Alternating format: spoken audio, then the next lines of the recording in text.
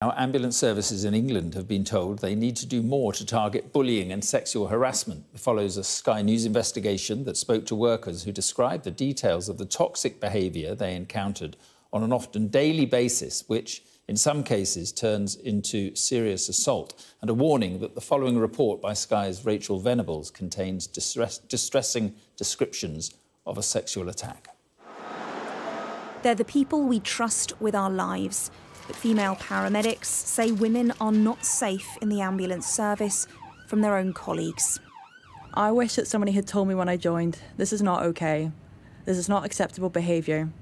You don't have to put up with it. Nicole's been a paramedic for more than a decade and has endured years of harassment. There was a time where in the crew room, this man sort of bent me over a table and mimicked having sex with me, and everyone else was just laughing. A few years ago, Nicole says a colleague took her phone and sent himself nude photos she'd taken before sending her an explicit video of himself. She says she raised it with managers, but claims that since then he's been promoted. It's horrible. I hate bumping into him at work.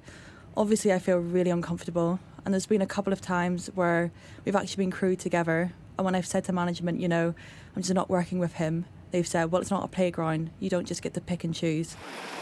She's spoken to Sky News after our investigation found a toxic culture of incessant harassment and misogyny in ambulance services across the country. Today, NHS England published a cultural report which found bullying and harassment is deep-rooted in the ambulance service.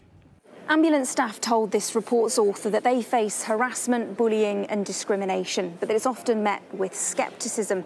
And she found that trusts often prioritise staffing levels effectively over dealing with these sorts of complaints. And one of her 6 recommendations was to support people to speak up. We described it as deep-rooted. This is a problem that really does need to be tackled. The one thing I would say is that through the process of the review last year, NHS England did publish a sexual safety charter. Nicole isn't convinced, though, that a cultural review will be enough to solve the problem. You don't trust the management to take these allegations of harassment and assault seriously? No.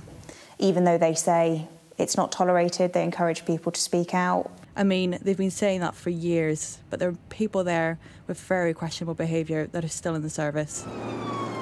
The NHS is adamant that harassment has no place in the organisation, but today's report and Nicole's story show there's still a long way to go.